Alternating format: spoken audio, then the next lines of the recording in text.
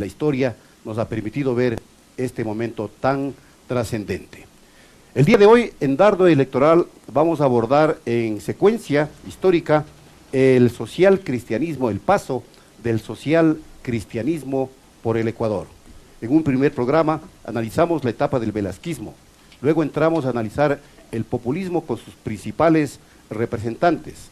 Hoy corresponde analizar el paso del social cristianismo, partido político que fue fundado por Camilo Ponce Enríquez y Sixto Durán Ballén en 1951. Aunque ambos llegaron a ser presidentes del país, Sixto Durán Ballén no lo fue precisamente por el Partido Social Cristiano, sino por una alianza de partidos de derecha que se ubicaron en el Frente de Reconstrucción Nacional. Sin embargo, las raíces de Sixto Durán Ballén fueron, sin lugar a dudas, social cristianas. Estaremos a lo largo de este programa, hasta las 7 de la noche, analizando los pormenores históricos de este suceso político en la historia ecuatoriana con el paso del social cristianismo en la historia política del Ecuador. Nuestros invitados para el día de hoy son Mario Murillo Sandoval, historiador y sociólogo, Napoleón Saltos, sociólogo y docente universitario, a quienes les saludamos a continuación. Muy buenas tardes, ¿cómo está Mario? ¿Cómo está usted? Bienvenido. Muchas gracias por esta invitación importante y ante todo con aquellas palabras que acaba de señalar de lo que celebramos para el mundo, diríamos, no solamente para América Latina, sino que en este ambiente de guerras, de muertes, de bombardeos, de injusticias, una noticia de estas es algo, yo diría divino, porque nuestros hermanos colombianos son en un aspecto conservadores, más que nosotros en un plano religioso, digamos. Y bueno, no lo vamos allá, sino a señalar el momento histórico para América Latina, para Colombia, para nuestros hermanos, la firma de la paz. Correcto. Napoleón Saltos, muy buenas tardes, ¿cómo está usted? Muy buenas tardes vernos aquí en este programa que me parece clave porque nos invita a la memoria. Un pueblo que no tiene memoria es un pueblo que puede repetir los errores. Y ahora esto se combina con este festejo. Yo creo que es un momento de fiesta, un primer paso. Se llega a firmar la paz, ahora hay que construirla. Pero esa paz también tiene repercusiones en el Ecuador.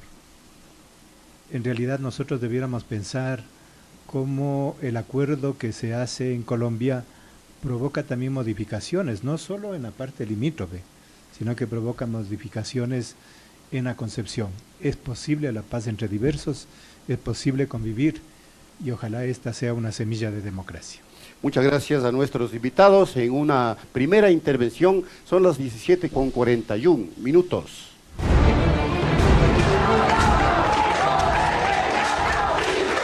La historia política del Ecuador en Dardo Electoral.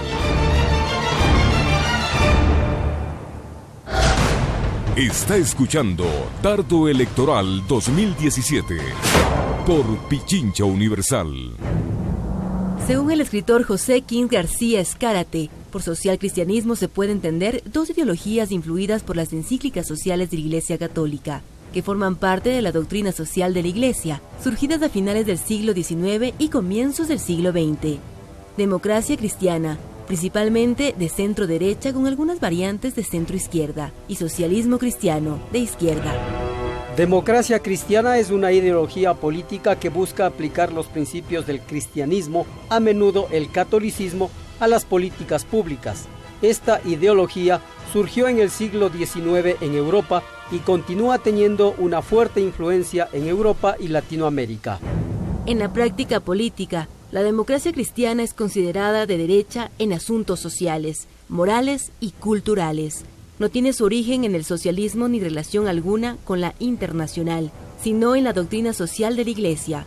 Aunque en muchas ocasiones la democracia cristiana ha aceptado el liberalismo y comparte la idea de la reducción de impuestos con la intervención estatal, con el fin de acabar con la injusticia social. En general, los principios que han regido su matriz se derivan de la idea del estado del bienestar. El socialcristianismo en Ecuador. El Partido Social Cristiano, PSC, es un partido político ecuatoriano de derecha. Su tendencia se afirma en la defensa del capitalismo y la economía social de mercado. Además, autodefiniéndose como conservadores que se inspiran en la doctrina social de la Iglesia. El actual presidente del partido es Pascual del Chopo. Fue fundado por Camilo Ponce Enríquez y Sixto Durán Ballén en 1951 como Movimiento Social Cristiano. Sus fundadores llegaron a ser presidentes de Ecuador, el primero en las elecciones de 1956 y el segundo en las elecciones de 1992. Aunque Durán Ballén fue elegido por el Partido Unidad Republicana, que fundó con el propósito de auspiciar su postulación después de una disputa con la cúpula guayaquileña del Partido Social Cristiano, encabezada por el expresidente León Febres Cordero. Este último llegó también a ser presidente de la mano de este partido, triunfando en las elecciones de 1984. Dardo Electoral 2017, en el centro de la información.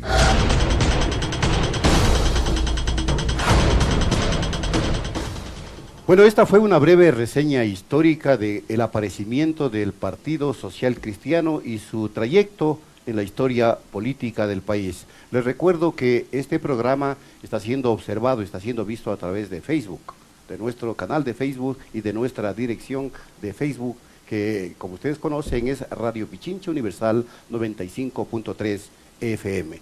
Hecha esta introducción histórica, yo quisiera pedirles a nuestros invitados que también hagamos un análisis de cuál ha sido esa trascendencia y ese paso histórico del social cristianismo en el Ecuador. Comencemos con el historiador.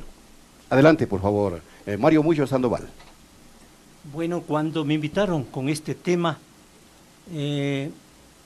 comencé a recordar algo de mi vida en conocer este partido, de mis momentos, porque ya estoy sobre los 70 años y entonces acudía con mi padre, con mis familiares, a las concentraciones políticas, de manera especial del doctor Velasco Ibarra y también del doctor Ponce Enríquez, porque mis padres y mi padre era conservador. Y de todas maneras, nosotros éramos niños y veíamos que la participación de la familia, todos eran conservadores y estaban de acuerdo a las enseñanzas que desde los púlpitos se señalaba para las elecciones que habían en los momentos de elecciones para los presidentes. Diría entonces que me vino a la memoria de un folleto que recibí sobre los partidos, en donde señalaban los componentes o los elementos de los partidos, del ideario. Y entonces la curiosidad, ¿no? En ese tiempo, hace un tiempo, 17 partidos, de uno en uno hay analizados, un folletito bien hecho, y el partido, casi todos los partidos en sus principios señalaban que eran revolucionarios. Y entonces yo estaba admirado, decía, todos estos partidos buscan cambios, buscan renovación, buscan retomar la historia para el servicio efectivo a los más necesitados. Bueno, entonces, pero la gran incógnita que me he puesto es que, bueno, este Partido Social Cristiano, bueno, ¿por qué se llama cristiano? O sea, bueno, hasta Partido Social está, ¿no? Pero la incógnita era cristiano. Entonces digo, cristiano viene de Cristo, pues. En este partido debe aglutinar a los seguidores de Cristo. Que podrían haber sido de la religión católica o de cualquier otra tendencia cristiana de la época. Aunque recordemos la época en cuando nace el Partido Social exacto. Cristiano, 1959. Claro, nace una época fuerte de 51, perdón. Sí, nace una época fuerte de enfrentamientos. De confrontación política. De confrontación católicos también y religiosa. Ajá. Yo recuerdo por ahí, escuchábamos noticias, que evangélicos protestantes que querían entrar en una parroquia. Por ejemplo, salió una noticia en Tabacundo, no me acuerdo los años precisos, pero me acuerdo del padre que estaba de párroco ahí, un padre Herrera. Él armó con la población al pueblo para no recibir a los protestantes que iban a ubicarse en la hacienda Picalquí. Y eran enfrentamientos con piedras, con palos. Bueno, de todas maneras, esto se ha superado, ha pasado esas épocas duras, pero el aparecimiento del Partido Social Cristiano lo señalan en sus principios, que toman la doctrina de la Iglesia, la doctrina social de la Iglesia. Entonces, la doctrina social de la Iglesia no es más que aquellos principios fundamentales de su filosofía, de su ideología para tener relación con la sociedad. Y la doctrina social de la Iglesia toma sus principios fundamentalmente de la justicia social, ¿sí? De la justicia social que debe reinar en el mundo, y de la justicia social que está, ante todo, que tiene el compendio, el Evangelio de Jesús. Y entonces se ve que su línea y su nacimiento y son... Que a la postre resultaron ser solamente declarativas. Claro. Pasemos acá a preguntarle a Napoleón Saltos, en la época en que surge el Partido Social Cristiano, ¿cuál era la situación política, económica, que lleva justamente a estos personajes que ya hemos señalado, Camilo Ponce y Sixto Durán Ballén, a fundar el Partido Social Cristiano con esa acepción, con ese nombre, Partido Social Cristiano? Napoleón Saltos. La genealogía de un proceso muestra su carácter. En el caso del Partido Social Cristiano tenemos dos momentos fundacionales. El uno, que es inicial en 1951, se funda como Movimiento Social Cristiano, ajá, encabezado por Ponce y por Sixto Durán Ballén. ¿Cuál es la circunstancia? Estamos en el momento de la crisis del sistema de Hacienda. El sistema de Hacienda había sido el sostén de todo lo que fue el Partido Conservador, la vieja batalla a comienzos del siglo, Partido Conservador, Partido Liberal Alfarista. Ese sistema, que dura 2 siglos y medio en el Ecuador, entra en crisis precisamente a mediados del siglo pasado. De modo que representa esta fundación del Partido Social Cristiano. Significa una modernización del campo. La raíz va a ser los antiguos terratenientes que empiezan a modernizarse y que entonces constituyen un nuevo partido. ¿Un partido con qué? Con dos raíces, con una raíz del Partido Conservador modernizado y con una raíz también del velasquismo que viene, de hecho luego Ponce será candidato de Velasco. Será candidato de Velasco.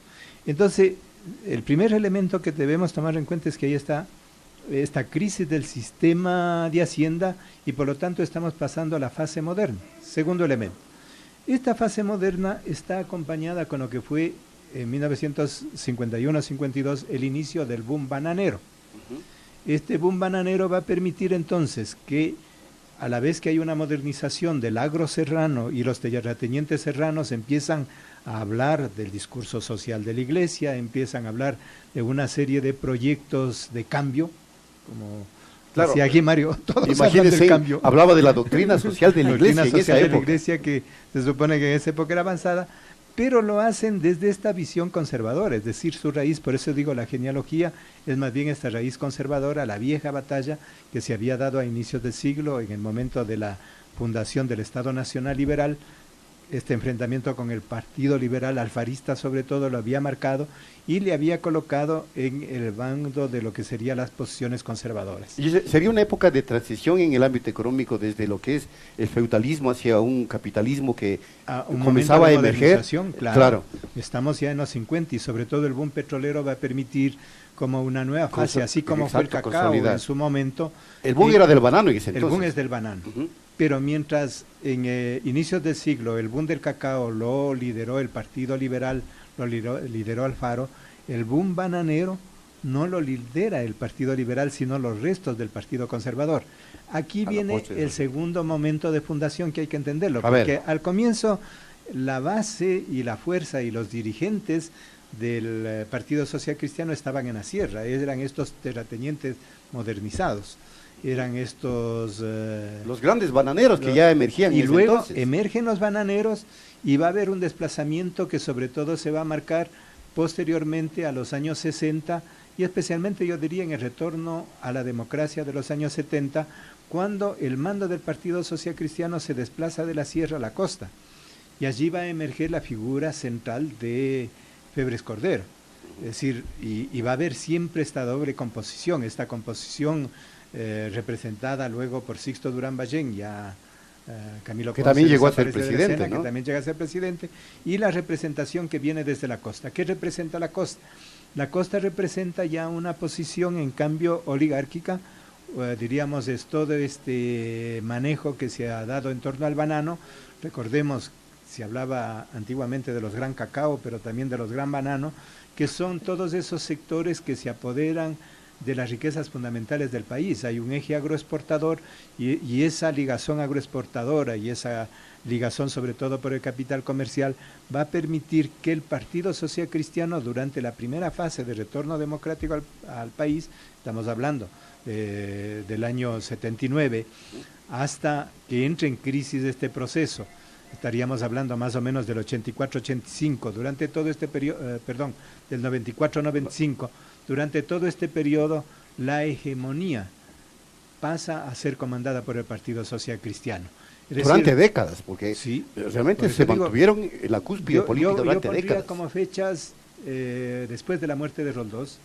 La muerte de Roldós debilita la conformación de unas fuerzas en el país que estaban reordenándose, pero la muerte de Roldós coloca en la dirección del gobierno a Hurtado, un demócrata cristiano, pero es un gobierno sumamente débil que permite que el Partido Social Cristiano conforme lo que a nivel de politología llamamos una hegemonía oblicua, porque el Partido Social Cristiano jamás tuvo una mayoría parlamentaria, siempre se movía con una mayoría de 27, es decir, con un 30% del Parlamento, pero desde esa mayoría parlamentaria logró hacer mayorías, logró conformar mayorías y sobre todo controlar el poder judicial. Los poderes siempre en su carácter democrático o límites de la democracia, hay que ver qué es lo que hacen con el Poder Judicial. Siempre aquí ha habido un control del Poder Judicial, en el caso del Partido Social Cristiano, a partir de allí controlaba el conjunto de los poderes. Y claro, ahí habrá que recordar en términos históricos que inclusive en un gobierno social cristiano pues se atacó a la Corte Suprema de Justicia con tanques de guerra. Ese episodio ya lo estaremos recordando en breves momentos. Escuchan ustedes, Dardo Electoral. El doctor José María Velasco Ibarra entregó por primera vez la rienda del poder personalmente. Señaló al país su profunda complacencia al hacer entrega de sus funciones al doctor Camilo Ponce Enríquez. Jurista y destacada figura política del Ecuador, Camilo Ponce Enríquez fue presidente constitucional de la República desde 1956 a 1960. Desde muy joven abrazó la carrera política y se consagró a la vida pública. La vocación política no era ajena a su familia, pues su abuelo paterno, Camilo Ponce Ortiz, fue una figura descollante del Partido Conservador Ecuatoriano en el siglo XIX, en el que fue varias veces ministro, legislador y 2 veces candidato a la presidencia. Y el doctor Camilo Ponce en realidad era el primer católico militante que llegaba al poder por elecciones libres desde la Revolución Liberal. Comentó en su momento el historiador Jorge Salvador Lara. A pesar del escepticismo de muchos, su mandato intentaría ser un ejemplo de tolerancia y libertades ciudadanas hasta poco antes del final, en que se vería empañado por los tristes acontecimientos de junio de 1959, en que la represión dejaría un saldo trágico de varios centenares de muertos en Guayaquil. Camilo Ponce fundó el Partido Social Cristiano, que no llegó a tener la gran afluencia de masas que tenía el Partido Conservador. Su legado en infraestructura y obra pública es visible hasta nuestros días. Los edificios del Congreso, actual Asamblea Nacional del Ecuador, de la Cancillería, del Instituto de Seguridad Social, del Hotel Quito, de las residencias universitarias, los aeropuertos de Quito y Guayaquil la restauración del Palacio del Gobierno y de la Sala Capitular de San Agustín, el Puerto Nuevo, edificios, dársenas, muelles, bodegas, considerado al terminarse como el mejor de la costa pacífica de Sudamérica, el Estadio Modelo, el inicio del puente sobre el río Guayas, el puente de las Juntas, el túnel Agoyán, la Escuela Superior Politécnica del Litoral, ESPOL. Quizás cometió algún error. Yo pienso que tal vez uno de esos fue ceder al pedido del doctor Velasco Ibarra de clausurar el diario El Comercio.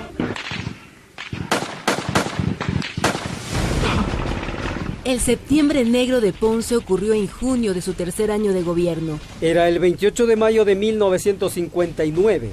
Habían bajado las exportaciones bananeras y había desempleo. Los estudiantes guayaquileños decretaron un paro de solidaridad con Portoviejo el 2 de junio, en el que pidieron la renuncia de varios funcionarios del gobierno. Las manifestaciones se tornaron violentas y fueron reprimidas con mucha vehemencia. Enérgico cuando era necesario, pero sin necesidad de alzar la voz ni de tener actitudes indebidas. Dijo Salvador Lara del presidente Camilo Ponce, si se toma la versión que afirma que los muertos bordearon los 500, la matanza de 1959 se convertiría en la peor masacre perpetrada por el Estado en toda la historia republicana. Superaría en víctimas a la matanza de obreros de 1922 y a la de Astra de 1977. Tuiteando. La política y los políticos en las redes sociales.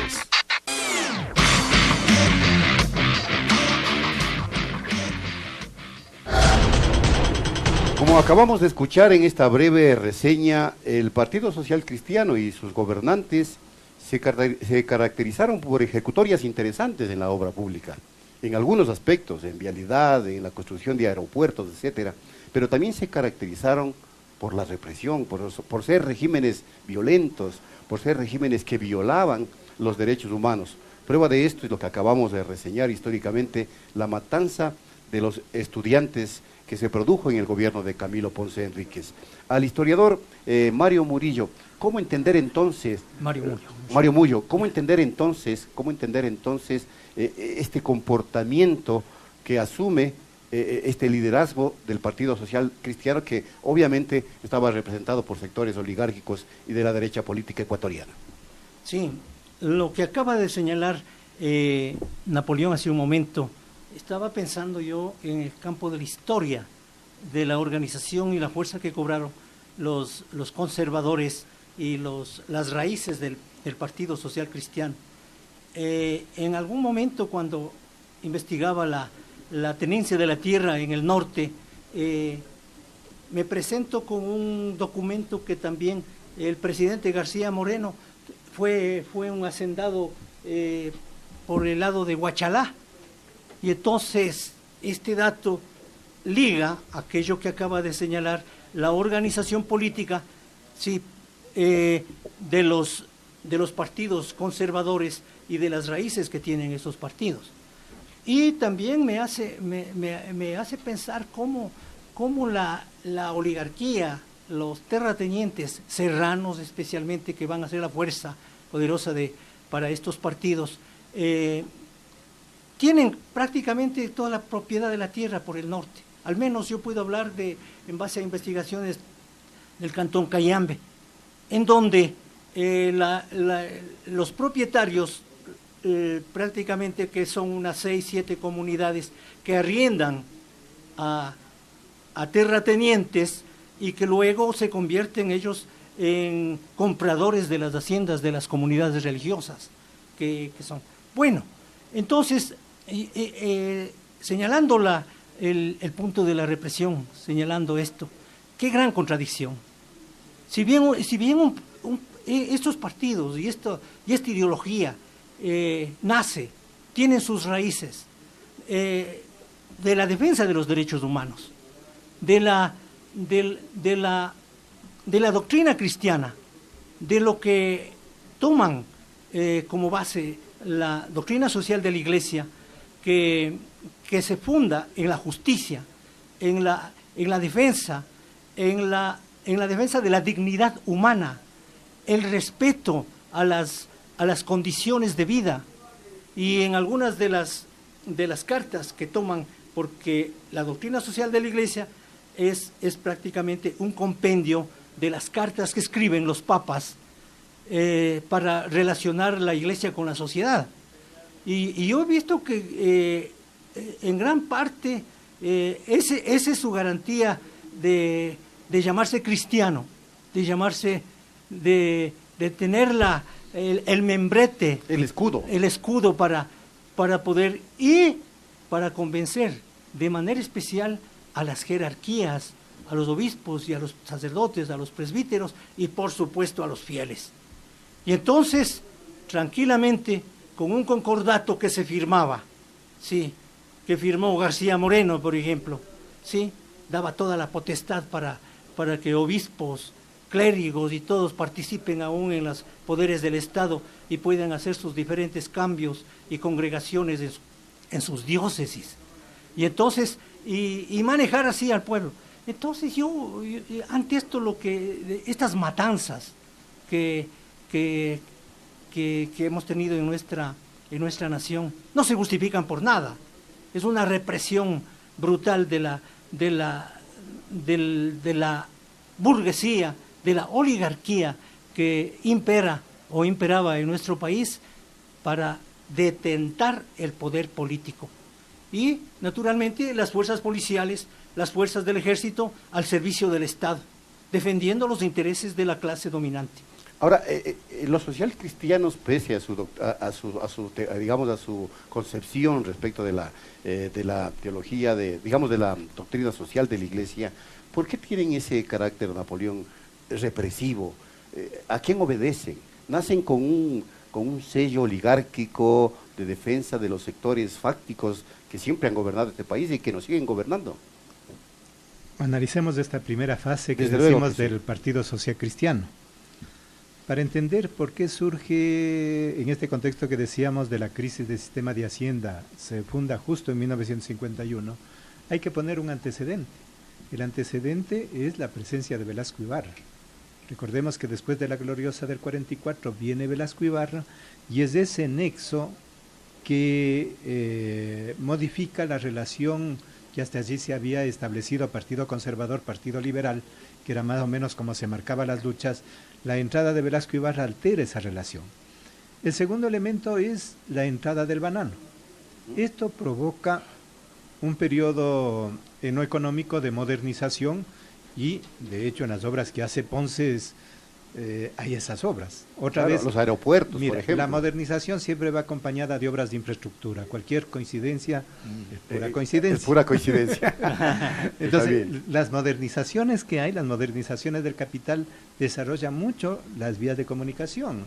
Ponce es recordado por el puente de la Unidad Nacional, él lo inicia, es recordado por el puerto de Guayaquil, etcétera, etcétera. Una serie de obras, allí tenemos un gran despunte de las obras de infraestructura, porque eso integra al país. Representa esa modernización, representa incluso la modernización en términos institucionales. Recordemos que ese periodo es un periodo de estabilidad democrática medio extraordinario, después de varias inestabilidades, porque tenemos la década del 40 que caen gobiernos, se suceden los gobiernos, hay sublevaciones y viene el periodo del banano.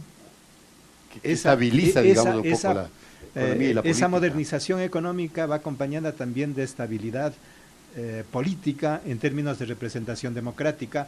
Velasco Ibarra por primera vez puede entregar el poder a Ponce, Ponce por primera vez termina su periodo y diríamos tenemos más o menos 12 años de estabilidad. Ponce terminó siendo velasquista, ¿no? En la práctica claro, resulta ser, porque fue el candidato del velasquismo. Él gana con el velasquismo. Claro que sí. Y gana frente al Partido Conservador y al Partido Liberal. Entonces gana con esa forma de modernización y de populismo. Es decir, es una mezcla bien especial. Ahora, ¿qué encontramos allí? Allí encontramos un papel especial de parte de la Iglesia y de parte de lo que es la concepción de la doctrina social de la Iglesia. La doctrina social de la Iglesia surge a fines del siglo XIX, por lo tanto ya es una doctrina de medio siglo cuando llega el Partido Social Cristiano. Y esa doctrina social de la Iglesia surge como contrarrespuesta a las tesis socialistas, como contrarrespuesta a las tesis de un cambio. Recordemos que a fines del siglo XIX estamos en efervescencia en Europa, que desembocó en lo que fue el triunfo de la Revolución Rusa, los procesos revolucionarios de Alemania, de Italia, y en esa batalla un fantasma recorría el mundo, y era el fantasma del comunismo, y era el fantasma del manifiesto comunista y todo el proceso de los trabajadores, con mucha potencia. Los partidos obreros socialdemócratas eran partidos de decenas de miles, de centenas de miles de militantes. La Iglesia, a través de León XIII, sale al frente y tiene que adoptar un discurso social. Allí es cuando aparece el discurso social de la Iglesia, y su encíclica sobre todo está dirigida a los trabajadores, es decir, es una disputa directa. En la primera fase esa disputa la asume el Partido Conservador, a fines del siglo XIX, comienzos del siglo XX, la asume el Partido Conservador. Cuando la retoma el movimiento social cristiano en los años 50, ese filo social ya ha desaparecido, y más bien se obtiene otro tipo de articulación, Partido Social Cristiano, Iglesia. Una articulación no como la que se dio en el periodo de García Moreno. Diríamos, aquí en la historia del Ecuador, García Moreno fue quizás el gobierno más confesional, una especie de teocracia. Claro, teocracia. Que ahora nos admiramos que haya por allá, por Irán. Pero había aquí, teníamos una propia, eso, ¿no? Claro. Sin llegar a ese nivel, hay una alianza entre lo que es este poder emergente de una burguesía comercial bananera, la modernización de los terratenientes, y también un proceso de discurso de la Iglesia que buscaba disputar sobre todo la representación de los trabajadores. Recordemos, hay un dato. Sí. En 1938 se funda la CEDOC, que es la primera central obrera, se funda como Central Ecuatoriana de Obreros Católicos. Y para terminar esta historia se entiende si es que la proyectamos después de la década de los 50 a los 60, cuando surge en 1964 la democracia cristiana, y entonces va a haber una demarcación de campos con centrales internacionales diferentes. Una central que es la Central Demócrata Cristiana, y una central que es la Social Cristiana, que también es una central mundial. Es decir, no solo son procesos locales, sino que hay una fuerte influencia de procesos ideológicos internacionales. Brevemente, ¿cómo definir el carácter represivo del gobierno social cristiano de Camilo Ponce, y que luego se asentaría, se acentuaría en el gobierno de otro social cristiano como es el ingeniero Febres Cordero? Los procesos económicos pasan por ciclos de bonanza y por ciclos de escasez. Y cuando hay ciclos de bonanza, los gobiernos se presentan con posibilidades de redistribución, con posibilidades de obras sociales, con posibilidades de modernización de obras de infraestructura. ¿Cuándo viene el problema? Cuando hay escasez. Y ese periodo de auge bananero empieza a agotarse en el 58-59, y cuando hay esa escasez, los gobiernos que representan al poder de arriba, al poder oligárquico, al poder terrateniente, al poder de una burguesía comercial, ajustan cuentas hacia los de abajo. Las crisis siempre las pagan los de abajo, y allí es cuando empieza a emerger el descontento. En ese periodo, ¿cuál era el descontento? El descontento venía de los trabajadores, que si bien habían sido derrotados en el 44, durante toda la década del 50, tienen un fortalecimiento de sus organizaciones. Ya surgió la CTE, ya tenía la posibilidad entonces de una expresión orgánica, y sobre todo había un papel muy alto del movimiento estudiantil. Las universidades, no como sucede ahora, que no se sabe si existen, no se sabe si tienen han desaparecido las de la actividad política, absolutamente. Que el centro de la política era la universidad. Así era. Además, la universidad central quedaba durante largos años, varias y décadas. entonces el movimiento estudiantil incluso ponía y deponía a gobiernos. Uno de los movimientos que más incidió para la inestabilidad de Velasco Ibarra era precisamente el movimiento estudiantil. Me acuerdo muy bien ahí de Milton Reyes, por ejemplo, uno de los grandes posteriormente, ya en los 70. Entonces aquí estamos en una lucha en donde el movimiento estudiantil se levanta en solidaridad con Manabí. Otra vez problemas que había en Manabí, problemas agrarios, porque recordemos que el país estaba focalizado en dos polos: Quito, Guayaquil. Quito como centro político, terratenientes; Guayaquil como centro agroexportador. También detentaba una serie de poderes que impedían el desarrollo de otras provincias, de modo que este conflicto siempre ha aparecido como procesos de democratización, los estudiantes se solidarizan y el nivel de represión es descomunal. Descomunal como se produce en esta matanza, claro, justamente que acabamos de reseñar. Es una matanza de estudiantes. 500 estudiantes, una cosa bárbara. 500 gentes que son asesinadas y eso es lo que va a presentar a Ponce, quizás uno de los signos fundamentales, más allá de su papel de modernizador, es también su papel represivo, este papel que no se queda ante represiones parciales, sino que llega a represiones generales para detener el ascenso del movimiento estudiantil acompañado del movimiento de trabajadores. Estamos en el dardo electoral, una recuperación de la memoria histórica, política de nuestro país, aquí en Pichincha Universal. En 1984, el entonces candidato del Partido Social Cristiano, ingeniero mecánico León Febres Cordero, ganó la presidencia del Ecuador con una promesa de ¡dan techo y empleo a nuestra gente! Y proclamando, juro ante Dios y ante la patria que jamás os traicionaré. Comienza así un gobierno de tinte dictatorial que se ajustaba a la personalidad de este político de ultraderecha, con muy poca tolerancia al pensamiento contrario al de su régimen gubernamental. En este contexto, el movimiento guerrillero Alfaro Vive Carajo, que apareció durante el gobierno de Osvaldo Hurtado Larrea con el objetivo... No lo mandé a matar, yo mandé a que se asalte para rescatarlo. No lo mató la fuerza de asalto, lo mataron los perros que lo tenían acostado, montado sobre él con 2 pistolas sobre su pecho y sobre su cabeza. La policía se convirtió en el brazo armado del gobierno de Febres Cordero. Ejecutó la política represiva del régimen social cristiano a través de los tristemente famosos escuadrones volantes y la creación del SIC-10, un grupo policial especializado en prácticas de torturas.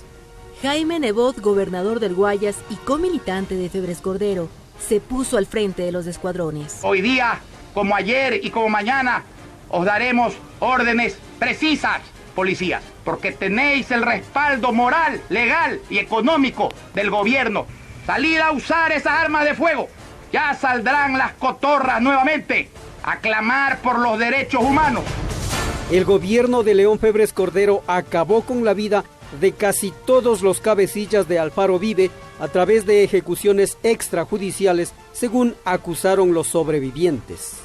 Otro episodio triste del Febres Corderato fue cuando el viernes 16 de enero de 1987, los llamados Comando de Taura, grupo militar de élite, secuestraron a Febres Cordero y a su comitiva en la base aérea de Taura y negociaron la libertad de los secuestrados a cambio de la libertad del general Vargas, prisionero desde marzo de 1986 por haber extendido la rebelión de Manta a la base aérea de Quito, y también a cambio de que el presidente no tomara represalias contra los secuestradores. Con el propósito de evitar derramamiento de sangre, garantizo que el gobierno que yo presido, una vez puesta en libertad, la comisión que me acompañó no tomará ninguna medida disciplinaria contra el elemento armado que tomó parte en la acción.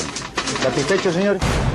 El capítulo más doloroso en contra de los derechos humanos del gobierno social cristiano de León Febres Cordero es la desaparición el 8 de enero de 1988 de los hermanos Carlos Santiago y Pedro Andrés Restrepo Arizmendi a manos de la policía, torturados y asesinados por agentes del SIC-10, según revelaciones del agente Hugo España Torres. Nunca se supo hasta hoy el paradero de los cuerpos de los menores.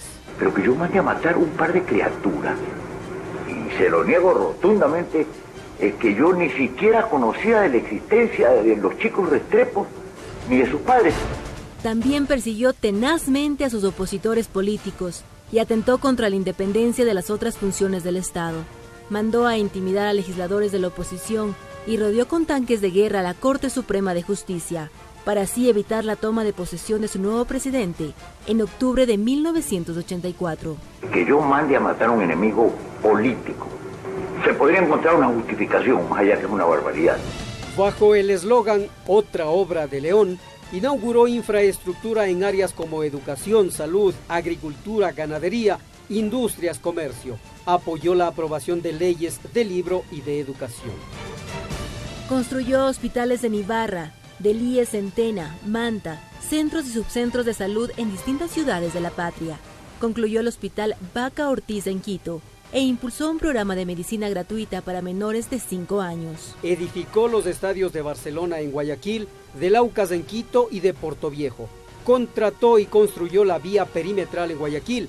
Firmó nuevos contratos para la construcción de carreteras como la Ibarra-Lita-San Lorenzo. Reparó en general carreteras en el litoral, la sierra y la región amazónica.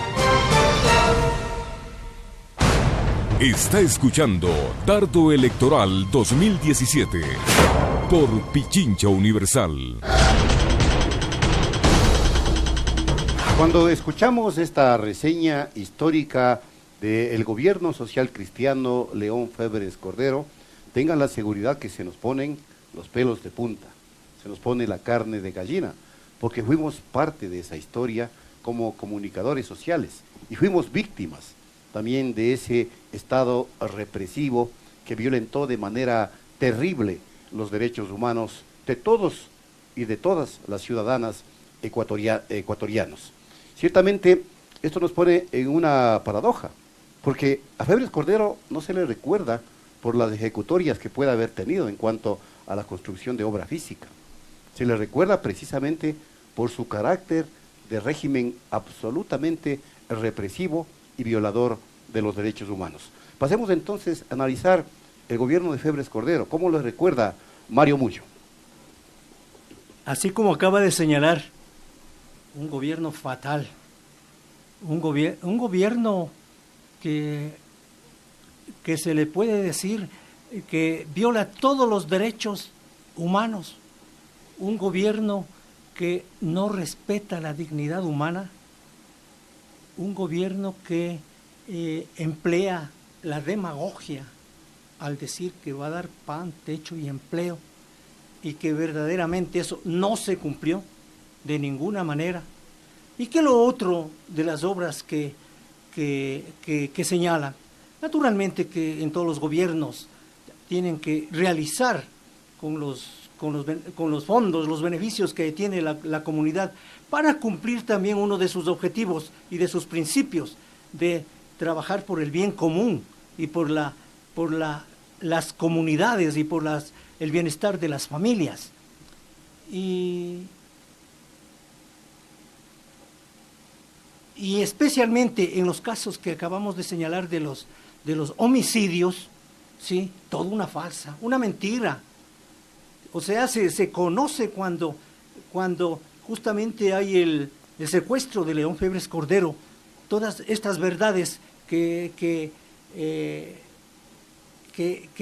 se expresan en la prisión que tuvieron a Febres Cordero por parte de los soldados que apoyaron a Fran Vargas. Los comandos de Tauro. Los comandos de Tauro por el caso del Fokker. Por el caso del Fokker. Y entonces, todo era una falsedad, una mentira, una hipocresía de gobierno, y que trata asesinándoles en sus casas y presentando que ha sido en momentos de lucha o en otros lugares y así. ¿Cómo caracterizamos al gobierno de Febres Cordero? Luego de lo que acabamos de escuchar, la situación es realmente compleja. La historia del Ecuador es la historia de un país producto, de un país commodities. A comenzar el siglo es el Ecuador cacaotero. Hemos visto en la primera fase del Partido Social Cristiano es el Ecuador bananero. Y a partir de la década del 70 pasa a ser el país petrolero. Viene la dictadura que corta la continuidad, no termina el periodo Velasco Ibarra, y tenemos allí un periodo de boom petrolero desde el 72, podríamos marcarlo más o menos de esta fase hasta el 82, en donde lo que se presenta es un modelo de industrialización por sustitución de importaciones, es decir, se utiliza el petróleo para resolver un problema que no había podido resolver hasta allí el Ecuador, que era cómo combinar un país agroexportador con un cierto nivel de industrialización. Siempre se había buscado una acumulación para dirigir hacia la industrialización. Una vez que el Estado tiene el recurso petrolero, puede impulsar una industrialización por sustitución de importaciones. Pero este periodo se agota en el 82 y se agota con la crisis de la deuda externa. E iniciamos un periodo como país que es lo que aquí conoceríamos como el periodo neoliberal. Es decir, la deuda externa es como la puerta giratoria que pasa desde el modelo ISI, desde el modelo de industrialización por sustitución de importaciones en base al boom petrolero, a un modelo neoliberal. Pero ¿qué sucede? Entre tanto ya se ha producido el retorno a la democracia. Y aquí viene una primera paradoja. Nuestro retorno a la democracia, que ofrecía una serie de promesas de cómo se iba a modificar el país, coincide con la implantación del modelo neoliberal a nivel mundial y con los impactos que también tienen acá. Que lo impulsa a cabo Osvaldo Hurtado, desde luego, ¿no? Claro. Que comienza a impulsar. Precisamente en ese sentido la deuda externa fue como la puerta giratoria, pretexto o por el pago de la deuda externa llega el Fondo Monetario y se inician las cartas de intención y se inicia toda la política de shock. Medidas como la sucretización. Las políticas de shock, las políticas sobre todo comandadas por el Fondo Monetario Internacional. Yo diría que el periodo de hegemonía social cristiana no se inicia recién cuando triunfa Febres Cordero en el 84. En realidad, como señalaba, históricamente esa hegemonía se consolida después de la muerte de Jaime Roldós y de que sube la democracia cristiana con Osvaldo Hurtado, pero un gobierno débil que permite ya en ese momento que la alianza entre el Partido Social Cristiano y lo que llamó Jaime Roldós los patriarcas de la componenda, los restos del CFP, los restos del Partido Liberal, realicen una alianza que era la que incluso condicionaba todo lo que fue el periodo del gobierno de Hurtado. Cuya figura en el Parlamento era Febres Cordero, que luego se catapulta a la presidencia de la República. Efectivamente, va a ser es el mecanismo, la presencia desde el Congreso. Ahora, allí tendríamos que plantear un elemento más porque vamos a encontrar que esta alianza se conforma con anticipación, se conforma en el retorno a la democracia. En el retorno a la democracia recordemos que se nombra sobre todo algunas comisiones, pero me refiero especialmente a las comisiones constitucionales. La una va a reformar la Constitución del 45, la otra va a hacer una nueva Constitución y va a haber este sector que se opone. Algunos sectores apoyaron la del 45, otros la nueva Constitución y este sector que aparecerá luego como el Frente de Reconstrucción Nacional se opone. ¿Por qué? Porque el petróleo a través de la dictadura militar se había concentrado no en términos regionales geográficos, sino en términos regionales económicos hacia la sierra. Eran las industrias de la sierra las que se consolidaron, de modo que hay una reacción del polo de la costa para también exigir que haya ese nuevo desplazamiento hacia el eje de acumulación que representaba sobre todo el capital financiero agroexportador. Esto le permite esta hegemonía que se consolida en el periodo de Hurtado le permite enfrentar las elecciones del 84, que es un momento de viraje. Recordemos que en la primera vuelta gana Borja. Claro. Pero se va a Aruba a descansar. El famoso debate en el que Febres Cordero lo despedaza. Y entra y que era representado por la Neado de Wing, se convierte en el eje del poder. Allí basta dar una cifra. Cuando llega Febres Cordero al poder, el Banco del Pacífico tiene lo que ahora representaría alrededor de unos 3.000 a 4.000 millones de deuda incobrable. ¿Qué hace el ministro de Agricultura, Laniado de Wing? Toma esa deuda y la pasa al Banco de Fomento. Y a través de eso hay una recomposición. Igualmente sobre la deuda externa, porque esto es lo que tenemos que recordar. Me parece que estos son los hechos fundamentales. También es fundamental el hecho de la represión, pero me parece que son los hechos económicos. De todo eso es lo que se va con vamos a encontrar que en el periodo de Hurtado ya se decretó la sucretización de la deuda externa, que fue un primer elemento de lo que fue el asalto a los fondos sociales y a los fondos del Estado, y luego eso es confirmado en el periodo de Febres Cordero. Entonces, ¿qué vamos a encontrar? Vamos a encontrar cómo Febres Cordero representa este sector financiero agroexportador, el Banco del Pacífico, articulado con el acumulado que había tenido el capital bananero, el capital cacaotero, todo ese capital de la costa que se convierte en financiero y a través de eso consolida su poder. Pero había una fracción, la fracción que luego aparecerá con Sixto, que no pensaba en este proceso neoliberal en articulación directa, en un aperturismo total con el capital financiero mundial, Eso no pensaba Febres Cordero. Febres Cordero pensaba porque representaba intereses de una oligarquía local que tenía que haber también ciertos mecanismos de acumulación local. En cambio, Dajic y luego Sixto Durán expresará el total aperturismo. Y esto lleva a contradicciones muy profundas que desembocan incluso en problemas no solo por las movilizaciones sociales, sino por los problemas del propio bloque en el poder. Las contradicciones que se dan al interior de las Fuerzas Armadas no son provocadas por las movilizaciones sociales, son provocadas por estas discrepancias que existen en el bloque en el poder, y habrá todo este levantamiento luego de los militares de los comandos de Taura que desembocarán en el Taurazo. Paralelamente, hay el fenómeno que se ha señalado en el reporte, que es esta búsqueda de los movimientos sociales.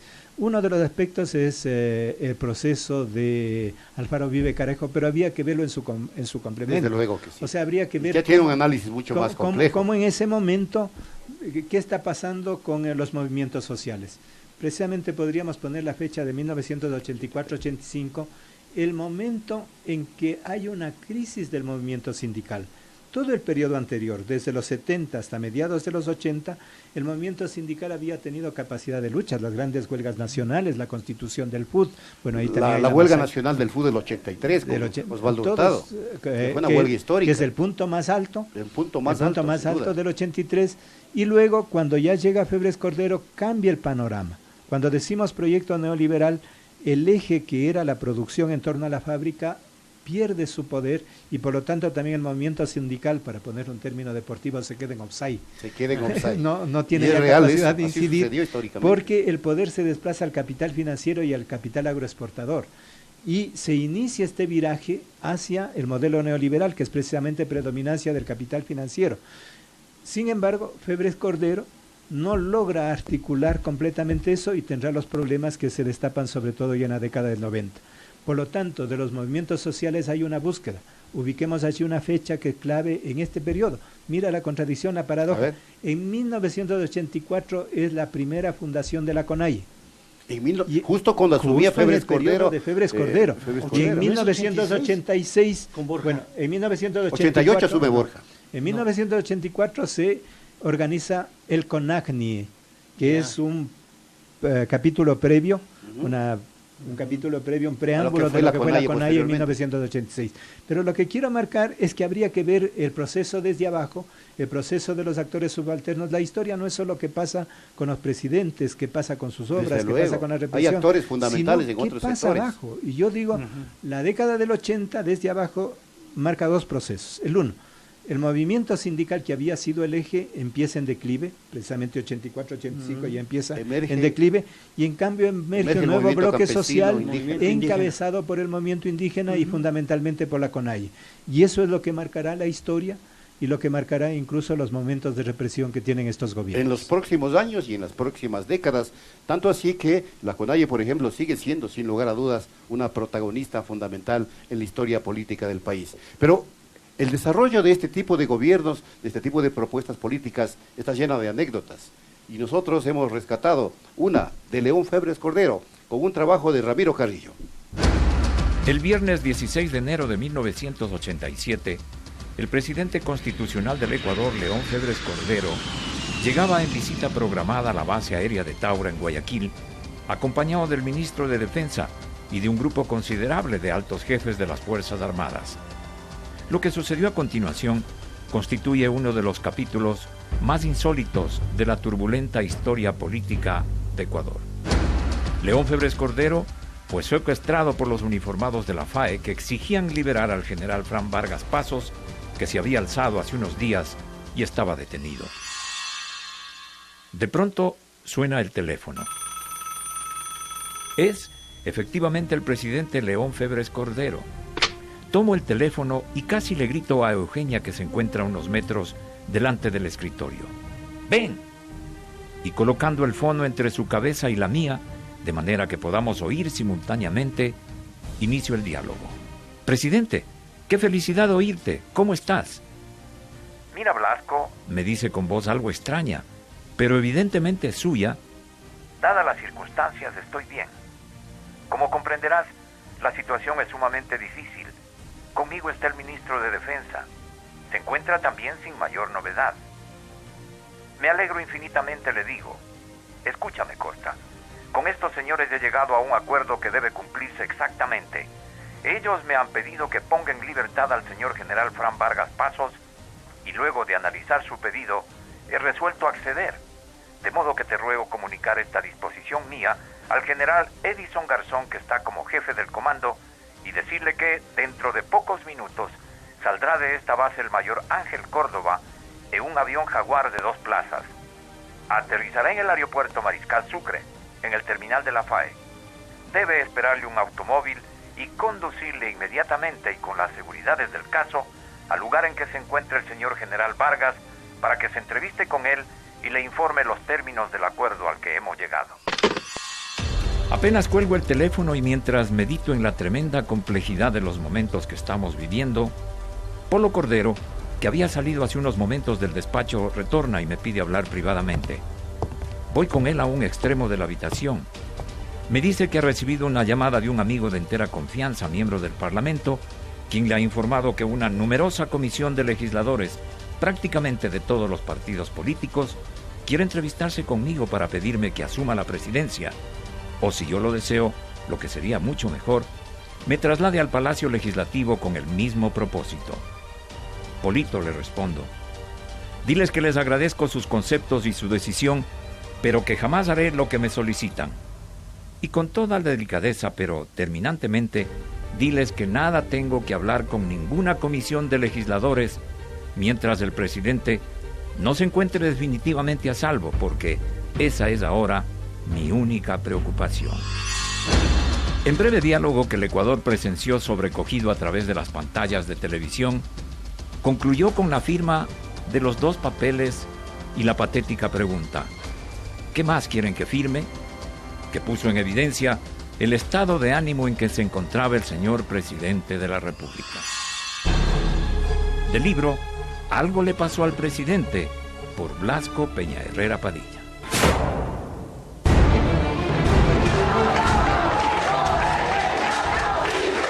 La historia política del Ecuador en Dardo Electoral.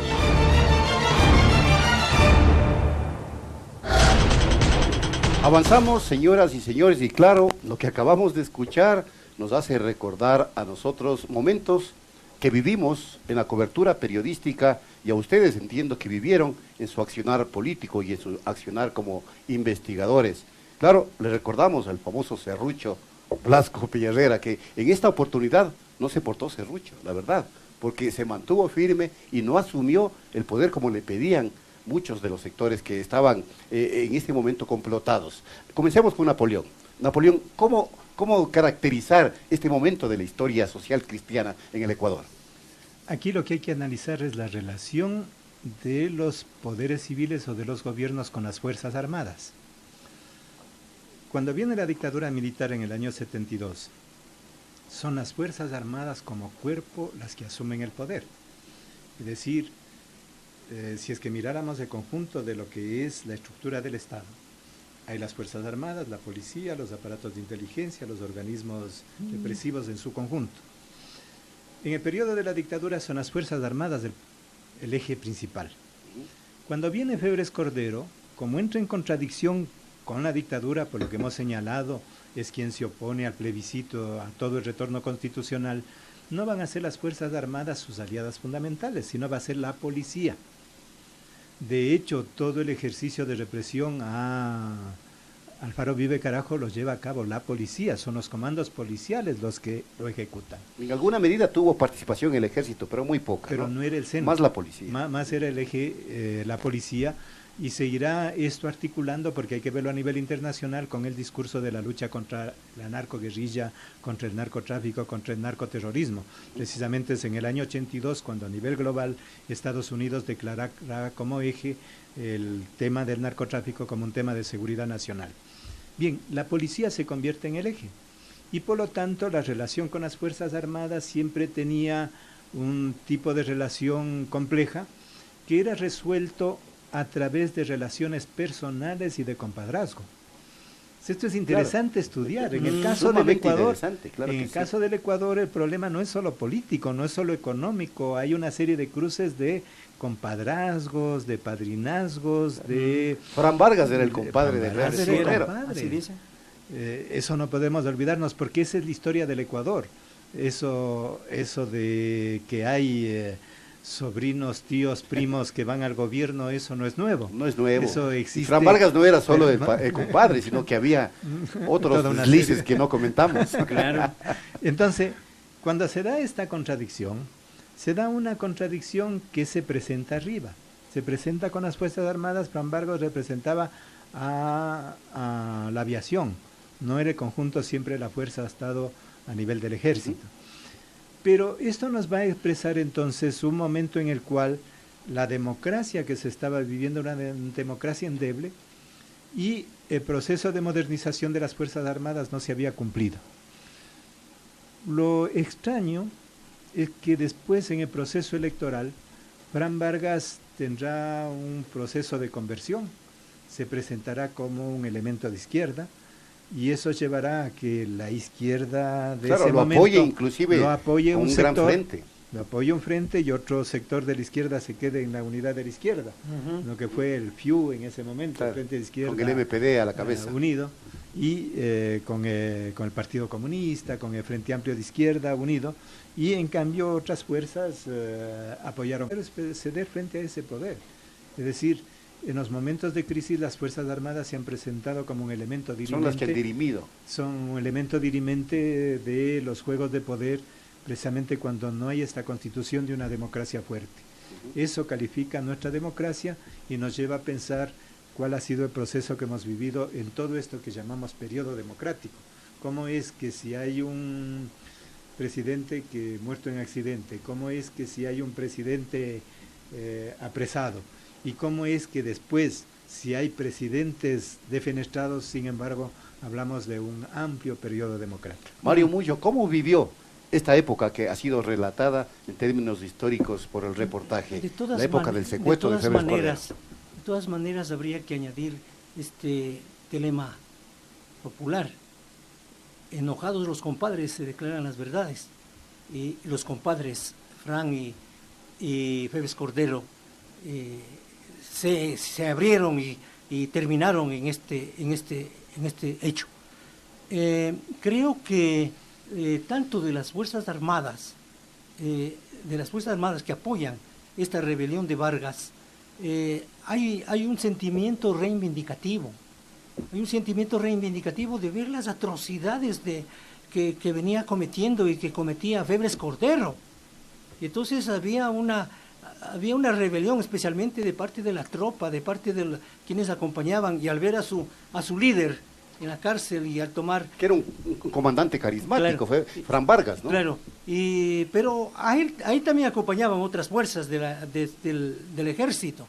Su hermano también, que era René Vargas Pasos, ya fue ministro en el gobierno. Y entonces el hecho se da en que esta reivindicación le toman y estaban dispuestos al todo por el todo. Claro, hay que acordarse del Sambo Colorado, por ejemplo. Claro, que lo tenía prácticamente sometido a Febres Cordero. Bueno, y realmente fue un castigo, fue un igual, como tratas al pueblo, como tratas a la gente, le pusieron ahí en jaque, y naturalmente ya vemos las consecuencias históricas que se suscitaron después a continuación. Bueno, una lección que Febres Cordero no la aprendió, porque luego siguió gobernando y fue mucho más represivo el carácter de su gobierno, como debe recordarlo la historia. Pero luego de Febres Cordero subsiste un líder social cristiano hasta la presente fecha, que es justamente Jaime Nebot Sadi, del cual tenemos preparado el siguiente trabajo periodístico. Ven para mearte, insecto. No puedo pegarte, tengo que mearte. Ven para mearte. Es un abogado político ecuatoriano y actual alcalde de Guayaquil. Ha desempeñado cargos públicos como diputado de la provincia del Guayas, del antiguo Congreso Nacional del Ecuador, y como gobernador de la provincia del Guayas. Ha sido candidato a la presidencia de la República del Ecuador en 2 ocasiones. En 1984, Nebot fue designado por el entonces presidente de Ecuador, León Febres Cordero, como gobernador de la provincia del Guayas. Aún designado por el líder del Partido Social Cristiano, Nebot no pertenecía a dicho movimiento político y no se afiliaría a este hasta 1990. Vamos a duplicar este escuadrón volante. 10 nuevas camionetas, 100 nuevas escopetas, 10.000 nuevos cartuchos y 100 nuevos hombres al servicio de Guayaquil. Pero usad las armas porque están facultados para ello. El cargo de gobernador lo mantuvo hasta 1988 e hizo que se introdujera más en la política nacional. Finalmente afiliado al PSC, Nebot tomó una figura notable dentro de la población, llevándolo a postular su candidatura a la presidencia de la República para las elecciones presidenciales de 1992 y 1996. Socialismo mamarracho, vestido de frac con pipa y tabaco inglés cojudo. Socialista, oligarca y pabureño. En 1988 fue elegido como diputado en el Congreso Nacional.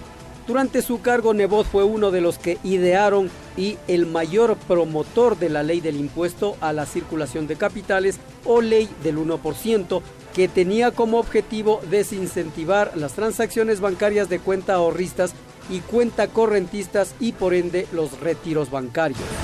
Esta fue una de una serie de medidas impulsadas de la mano de la ley AGD por la mayoría legislativa afín al gobierno de Yamil Maguad, formada por la Exdemocracia Popular y el Partido Social Cristiano, para capitalizar y proteger de la quiebra a un importante sector de la banca en crisis en el año 1999. Esta medida era una de varias dentro de un proceso mayor que fue conocido como salvataje bancario. El presidente está picado, por eso actúa ofuscado. A gritos pide mi relevo, pero en balde, porque Guayaquil quiere a su alcalde. Aquí no hay ley del embudo porque este pueblo no es... Muchas gracias. A finales de 1999 anunció su postulación como candidato a la alcaldía de Guayaquil por el Partido Social Cristiano para las elecciones del año 2000, en la que gana el cargo tomando la posta de su predecesor, León Febres Cordero Rivadeneira, para dar continuidad a algunas de sus obras. Avanzan las obras del Malecón 2000 y para terminar con sus etapas de la que ya se había concluido solo la primera parte. Es reelegido en las elecciones municipales de Guayaquil del 2004 con el 56% de los votos, en el 2009 con el 68.44% de los votos y en el 2014 con el 59.46% del electorado, prolongando su periodo como alcalde hasta el 2019. Este es el Guayaquil de los brazos abiertos y del puño de hierro.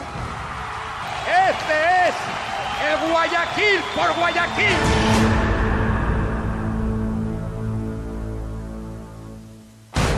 Está escuchando Dardo Electoral 2017 por Pichincha Universal.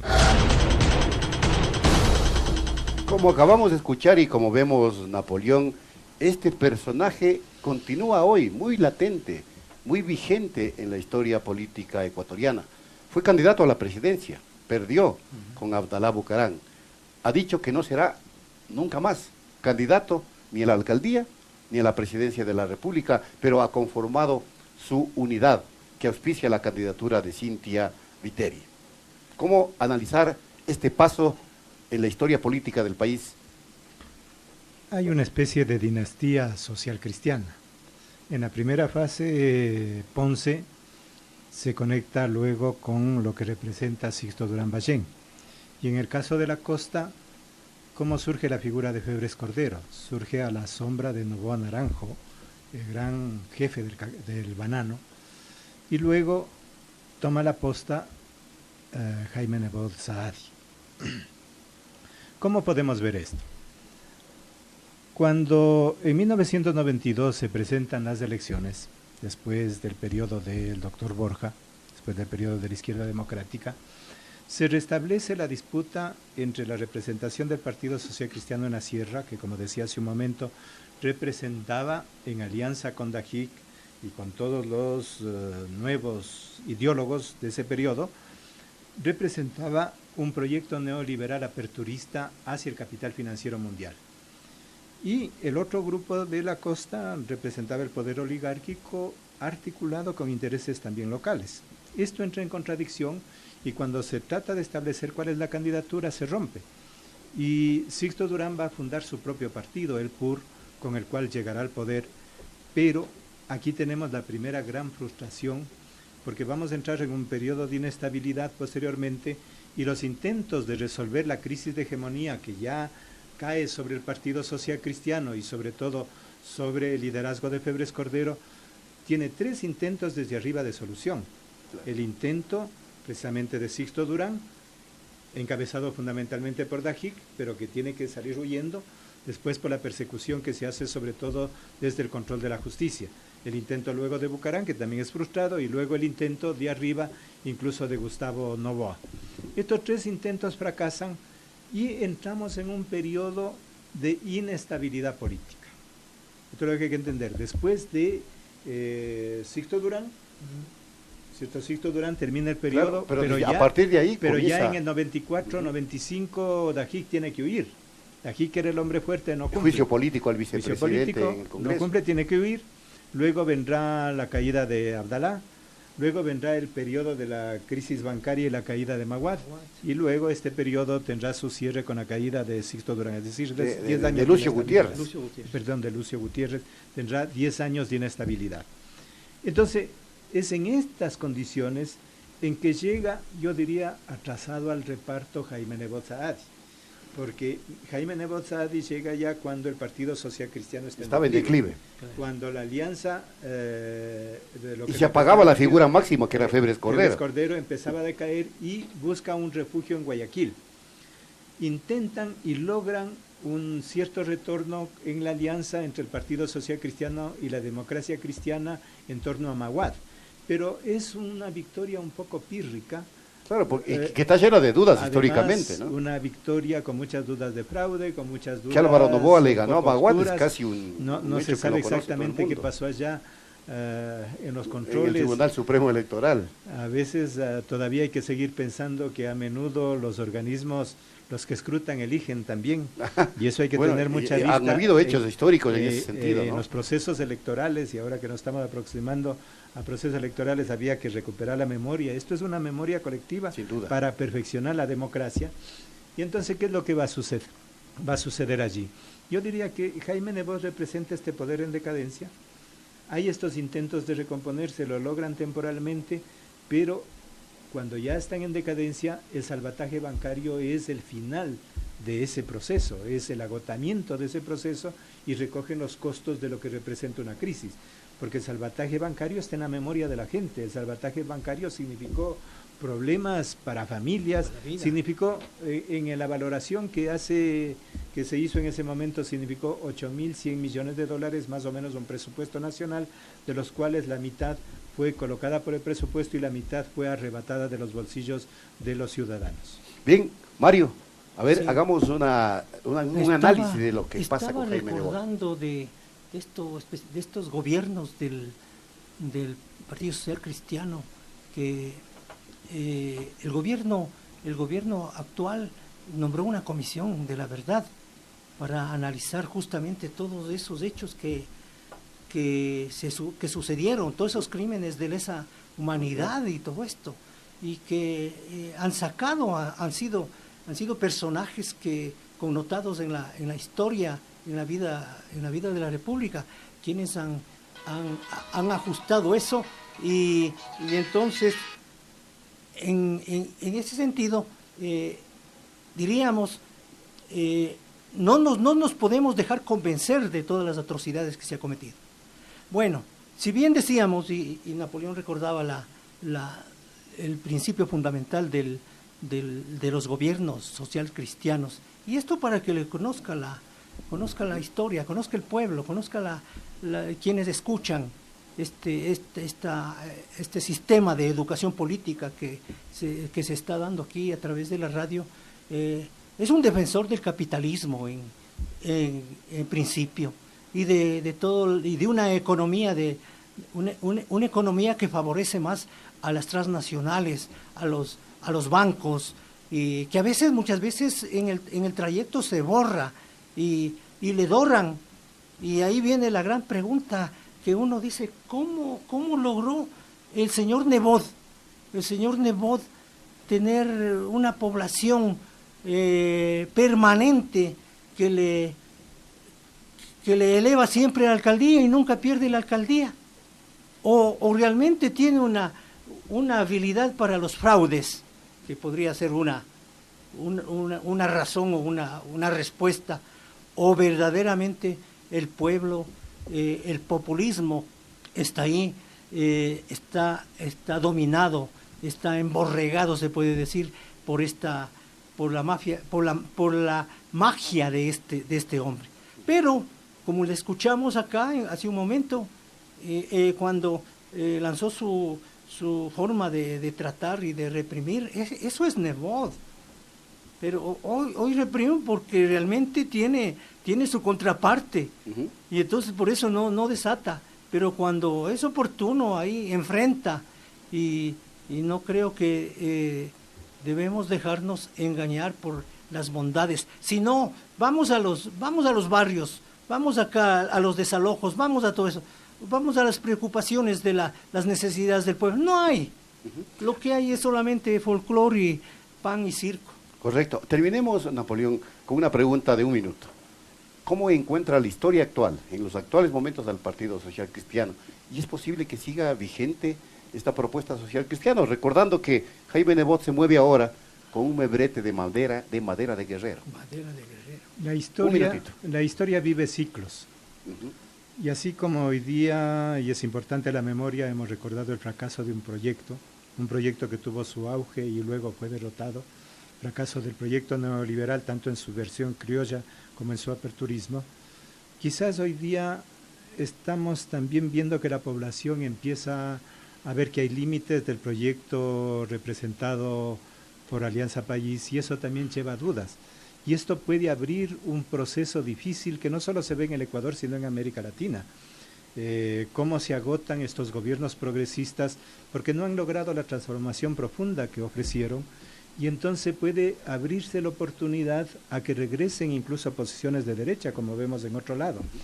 ¿Por qué? Porque particularmente los movimientos sociales, para mí la historia es también que pasa abajo, los movimientos sociales han sido debilitados en este segundo periodo. Tanto en el periodo de Febres Cordero hemos visto toda esta represión, pero también en este periodo se han desconstituido por una serie de políticas también represivas y también de ataque a actores sociales. De modo que nuevamente podemos regresar a este juego de turnos, en lugar de que los sectores sociales tengan la posibilidad de romper ese juego de turnos y presentar una alternativa diferente. Muy bien, con esto, amigas y amigos, esperamos haber contribuido a la recuperación de la memoria histórica, de la memoria política del pueblo ecuatoriano.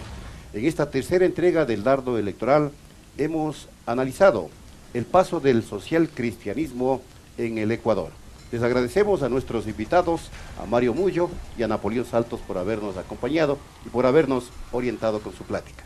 Muchas gracias. Muchas gracias. Señoras y señores, un gusto haber compartido con ustedes. Les esperamos la próxima semana a las 17:30. Buenas noches.